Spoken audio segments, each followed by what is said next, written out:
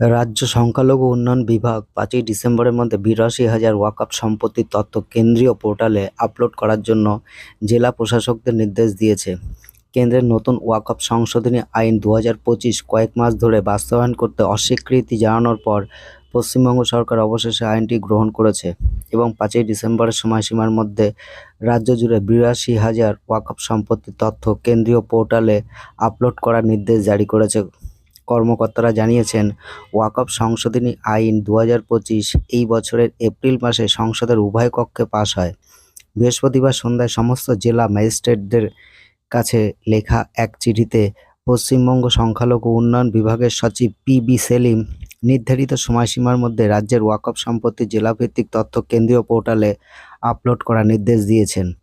জানা গেছে, এই সিদ্ধান্তকে রাজনৈতিকভাবে তাৎপর্যপূর্ণ হিসাবে দেখা হচ্ছে, কারণ মুখ্যমন্ত্রী মমতা বন্দ্যোপাধ্যায় প্রকাশ্যে ঘোষণা করেছিলেন যে তিনি রাজ্যে নতুন আইন কার্যকর হতে দেবেন না। এছাড়াও নরেন্দ্র মোদীর নেতৃত্বাধীন কেন্দ্রীয় সরকার বিলটি উত্থাপনের পর রাজ্যে ব্যাপক বিক্ষোভ শুরু হয়। আইনটি পাশ হওয়ার কয়েকদিন পর ৯ই এপ্রিল জৈন সম্প্রদায়ের একটি অনুষ্ঠানে বক্তৃতা দিতে গিয়ে মুখ্যমন্ত্রী বলেছিলেন, আমি বাংলায় ওয়াকফ সংশোধনী আইন কার্যকর হতে দেব না। আমি তাদের ভাগ করে শাসন করতে দেব না। আমাদের এখানে ৩৩% মুসলিম রয়েছে। তারা শতাব্দী ধরে এখানে বাস করে আসছে। তাদের রক্ষা করা আমাদের কর্তব্য।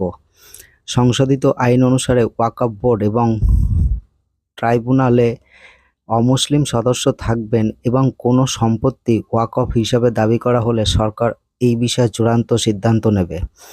মমতা বন্দ্যোপাধ্যায়ের নেতৃত্বাধীন তৃণমূল কংগ্রেস সরকার আইনের বিরুদ্ধে আদালতেও গিয়েছিল, কিন্তু কোনো অনুকূল রায় পায়নি।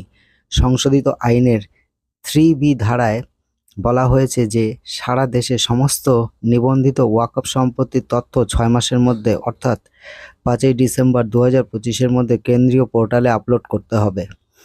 রাজ্য সংখ্যালঘু উন্নয়ন বিভাগ কর্তৃক জেলা ম্যাজিস্ট্রেটদের কাছে জারি করা চিঠি অনুসারে ৮,০০০-এরও বেশি ওয়াকফ এস্টেট রয়েছে এবং সমস্ত তথ্য সংশ্লিষ্ট মুতাল্লিদের দ্বারা আপলোড করা উচিত। চিঠিতে বিভাগীয় সচিব ৮ দফা কর্মসূচির নির্দেশ দিয়েছেন। ১ নম্বর, সাইটটি পরিদর্শন করা এবং এর সাথে পরিচিত হওয়া। ২ নম্বর, কেন্দ্রীয় পোর্টালে যত তাড়াতাড়ি সম্ভব বিস্তারিত তথ্য আপলোড করার জন্য সংশ্লিষ্ট মুতাওয়াল্লি, ইমাম অথবা মাদ্রাসা শিক্ষকদের জড়িত করে সভা অথবা কর্মশালা আয়োজন করা। ৩ নম্বর, ২টি অংশে ডেটা এন্ট্রি করতে হবে। ক, পৃথক মুতাওয়াল্লির দ্বারা প্রাথমিক ওটিপি ভিত্তিক নিবন্ধন এবং খ, ওয়াকফ সম্পত্তির বিবরণ তালিকাভুক্তি।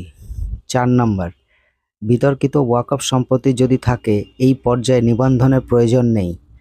৫ নম্বর, কাজের জন্য বিশেষভাবে কর্মকর্তাদের নিয়োগ করা এবং দৈনন্দিন অগ্রগতি পর্যবেক্ষণ করা। ৬ নম্বর, রাজ্য স্তরের অফিস থেকে ঊর্ধ্বতন কর্মকর্তাদের সংশ্লিষ্ট জেলা পরিদর্শনের জন্য মোতায়েন করা। ৭ নম্বর, ৮টি জেলায় সহায়তা ডেস্ক স্থাপন করা হয়েছে এবং বাকি জেলাগুলিতে একই ব্যবস্থা স্থাপন করতে পারে। ৮ নম্বর, রাজ্য ওয়াকফ বোর্ড কর্তৃক ভার্চুয়াল মোডে দৈনিক প্রশিক্ষণ বিকেল ২টো থেকে ৪টে পর্যন্ত, যা রাজ্যের সকল অফিস থেকে অংশগ্রহণ করা যাবে। এই ছিল আজকের প্রতিবেদন। দেখা হবে নেক্সট ভিডিওতে। ধন্যবাদ।